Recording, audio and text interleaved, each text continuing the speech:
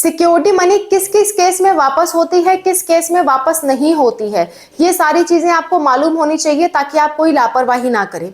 ठीक है, तो आज मैं आपको पूरी डिटेल में बताने वाली हूँ सिक्योरिटी मनी किस केस में वापस होगी, किस केस में नहीं वापस होगी, किस केस में एडमिशन फीस में शामिल हो जाएगी, कब सिक्योरिटी मनी आपकी काट ली जाएगी, क्या सिक्योरिटी मनी के सारे रूल्स हैं और कब तक आपकी सिक्योरिटी मनी वापस आती है। ये सारी बातें आज के वीडियो में हम डिस्कस करेंगे फॉर नीट यूजी काउंसलिंग। ठीक है, देखिए सिक्योरिटी मनी की हम बात कर रहे हैं। सिक्योरिटी मनी, पहली बात तो ये होती क्या है, सिक्योरिटी मनी क्यों ली जाती है, समझा देती हूं। सिक्योरिटी मनी जो है, सिक्योरिटी मनी की अगर हम बात करें तो ये 2 लाख से लेकर के, अगर स्टार्टिंग की बात करें तो 5,000 से लेकर के 2 लाख तक होती है। ठीक है, और ये सिक्योरिटी मनी आप पेमेंट जो है वो ऑनलाइन करते हो, तो जब वापस आती है ना तो जिस बैंक से आपने पैसे कटवाए हैं उसी में वापस आती है, उसी में वापस आती है, या फिर आपसे बैंक की डिटेल ली जाती है फॉर्म भरते वक्त तो उस बैंक अकाउंट में वापस आती है। तो दोनों में से किसी में भी आ सकती है, जिससे आपने पैसे कटवाए हैं या फिर जो बैंक अकाउंट की आपने डिटेल दी है, इन दोनों में से किसी में भी सिक्योरिटी मनी वापस आ सकती है। अब ये सिक्योरिटी मनी है क्या, देखिए एमबीबीएस की सीट, बीडीएस की सीट या मेडिकल की कोई भी सीट हो वो बड़ी महंगी होती है। अगर कॉलेज मिलने के बाद आप छोड़ते हो तो उनको बार बार काउंसलिंग करवाना पड़ेगा, बार बार लोगों का भी समय बर्बाद होगा। तो इसलिए सिक्योरिटी मनी रखी जाती है ताकि आप कोई ऐसा कॉलेज ना भरो जो आपको लेना ही ना हो। आपको लेना हो तभी कॉलेज भरिए, ताकि संस्था का भी समय नुकसान ना हो और आप भी थोड़ा सतर्क रहें, आप लोग का भी अल्टीमेटली समय नुकसान ना हो। इसलिए सिक्योरिटी मनी रखी जाती है कि अगर किसी बच्चे को कॉलेज मिला तो वो कॉलेज ले, ऐसा नहीं है कि छोड़ दे और दूसरे बच्चों को कॉलेज मिल ही नहीं रहा है, जिसके मार्क्स ज़्यादा उसको कॉलेज बार बार अलॉट होगा। मान लेते हैं वो बार बार छोड़ दिया अच्छे की तलाश में, तो अगले वाले बच्चा क्या करेगा। इसलिए सिक्योरिटी मनी का प्रावधान रखा गया है कि बच्चे वही कॉलेज भरें जो उनको लेना हो, अगर नहीं लेना तो ना भरें, और फिर भी भरते हो तो सिक्योरिटी मनी काटी जाएगी और भरपाई की जाएगी उस नुकसान की। ऐसा कुछ नियम है। आगे बढ़ते हैं, सिक्योरिटी मनी कब वापस होती है, कब वापस होती है,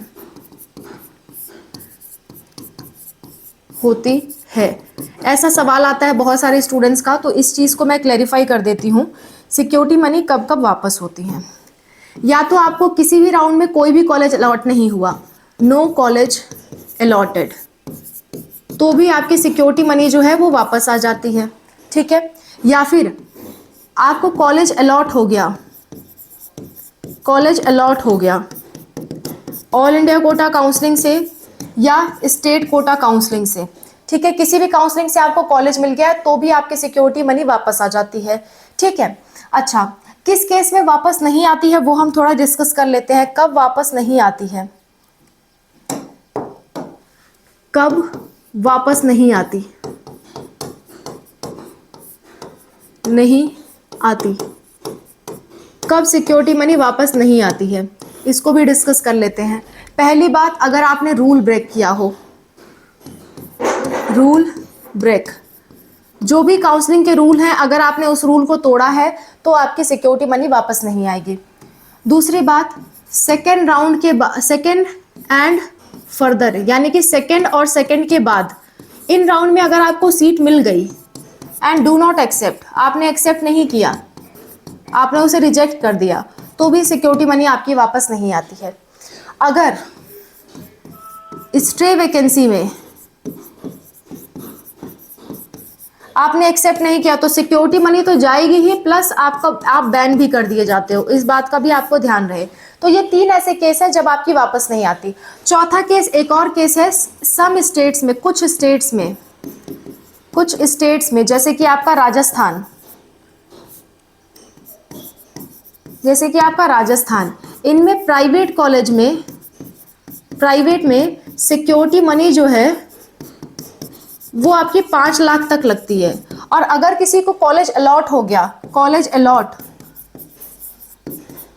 तो ये जो 5 लाख है उसकी फीस में शामिल हो जाते हैं। तो जब फीस में शामिल हो गए तो आपको वापस कहाँ से मिलेंगे, वापस नहीं मिलेंगे, आपके ये प्राइवेट कॉलेज की फीस में शामिल हो जाएंगे। अलग से आपको फीस का 5 लाख एक्स्ट्रा नहीं देना पड़ता। जैसे मान लो किसी कॉलेज की फीस 20 लाख हो तो आपको 15 देना पड़ेगा, ये 5 उसमें शामिल हो जाएंगे। ऐसा कुछ नियम होता है फॉर सम स्टेट्स, जैसे कि राजस्थान स्टेट में। तो इस केस में भी पैसे वापस नहीं आते। क्लियर है। आगे बात कर लेते हैं। सो हर एक काउंसलिंग का रूल आपको पढ़ना ज़रूरी है जब आप काउंसलिंग में पार्टिसिपेट कर रहे हो, ताकि आपके सिक्योरिटी मनी ना कटे। क्लियर? अच्छा, अगली बात, कब तक वापस आएगी? कब तक वापस आएगी? इस सवाल का भी जवाब दे देती हूँ, कब तक वापस आएगी। तो ये जो सिक्योरिटी मनी है ये मार्च 2026 तक वापस आएगी, या इससे भी थोड़ा 1-2 महीना डिले हो सकता है। अगर आप आयुष काउंसलिंग या फिर स्टेट कोटा काउंसलिंग करा रहे हो तो आपका अप्रैल मई भी लग सकता है, अप्रैल में भी लग सकता है आपकी सिक्योरिटी मनी वापस आने में। ऑल इंडिया कोटा काउंसलिंग का मार्च 2026 तक आ जाता है और बाकी काउंसलिंग्स का अप्रैल में, कई बार जून भी लग जाता है वापस आने में। ठीक है, तो ये है कि कब तक वापस आएगी, 1 साल तक आपके पैसे फंसे रहते हैं। क्लियर है? I hope this video is clear to you.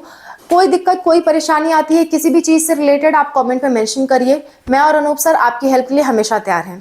Thank you for watching, bye, take care.